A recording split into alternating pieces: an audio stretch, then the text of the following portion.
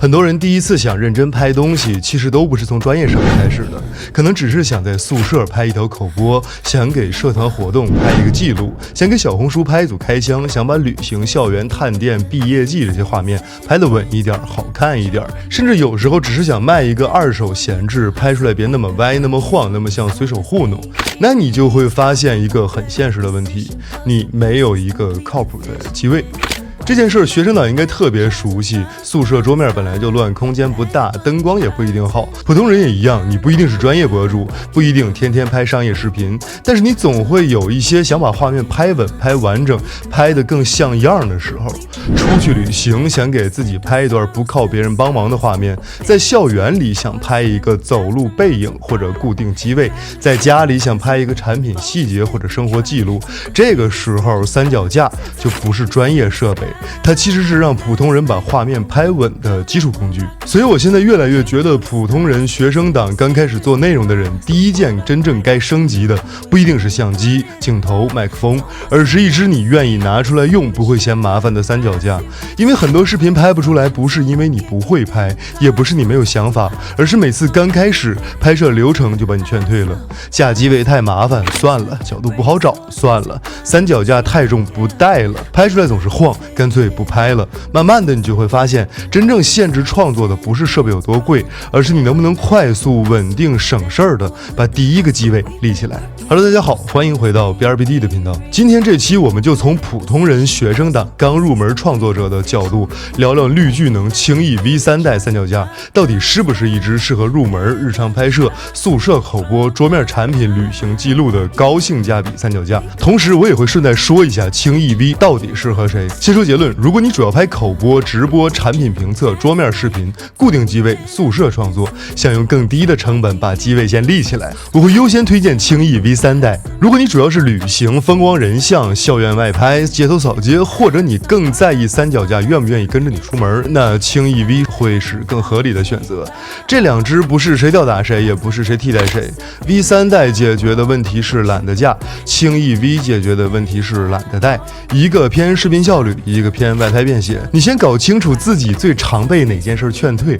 后面的选择就会很简单。先说这期的主角绿巨能轻易 V3 代，它最值得聊的点不是承重，也不是高度，而是它把三脚架这件事儿变得特别顺手。这个点听起来没有参数那么刺激，但对创作者来说非常重要。因为你一个人拍视频的时候，其实已经够忙了，你要看构图、看灯光，要试收音，要确认焦点，还要坐回镜头前看自己脸是不是在画面里。这个时候，如果三脚架还要你一直拉，一边调，一边找屏，一边锁，一边重来，那它就不是工具，它是内耗。V3 代这个三位一体的快开结构，真正的价值不是看起来有多专业，而是让你更愿意说一句，我先把这个机位架起来。这句话很关键。很多固定镜头不是你不会拍，是你嫌麻烦没拍。很多产品细节不是你想不到，是你懒得去补。很多视频没有层次，不是因为你没有镜头语言，而是因为你从头到尾只有一个凑合的机位。比如你拍产品评测，如果只有一个正面机位，画面很容易就变成说明书。但如果你能快速再架一个侧面机位，再补一个俯拍和手部细节，这条视频就会立刻变得很完整。再比如你在宿舍或者家里拍 talking， 很多人不是不会布景，而是你每一次都不想重新架机位。V3 代这种快开逻辑的意义，就是让架机位从心理负担变成一个顺手的动作。所以我会把轻易 V3 代定义成一支适合创作者的效率型三脚架。它不是专业影视级三脚架，也不是桌面的迷你三脚架，它更像是普通创作者日常最容易拿起来用的那一支。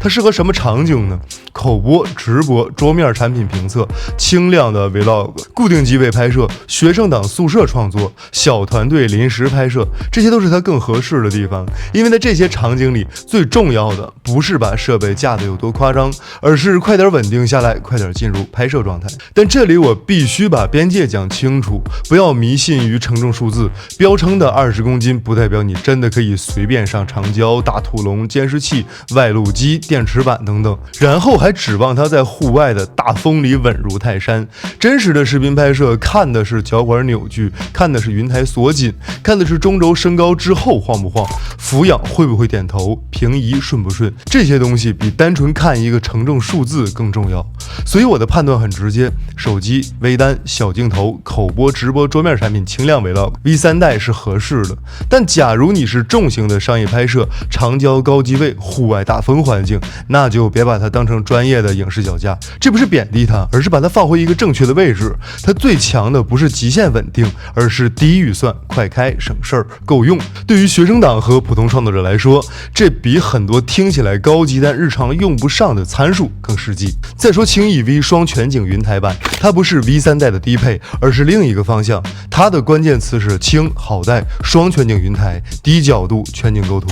如果你拍照比较多，或者喜欢旅行、风光、建筑、人像、街头，或者经常在校园、景区、户外移动拍摄，那你最怕的不是脚架展开慢一点，而是怕它太重太麻烦，最后根本不想带。所以轻易 V 的价值是它更愿意跟着你出门。一个三脚架，只要你不带，它再好也没有意义。尤其是旅行拍摄、校园外拍、街头扫街这种场景，轻量化和便携性很多时候比数据更重要。这就是选择逻辑。你最烦的是架得慢，选 V3 代；你最烦的是背不动，选轻易 V；你拍视频多，选 V3 代；你拍照片多，选轻易 V；你如果在宿舍、桌面、直播间、家里固定机位拍，选 V3 代；你主要是在路上、校园、街头、景区、户外拍，选轻易 V。因为设备只有让你觉得麻烦，你就会很少用，少用再强也没意义。你买一只看起来很专业，但你每次都懒得拿出来的三脚架，它最后只是摆在一个角落里的大件。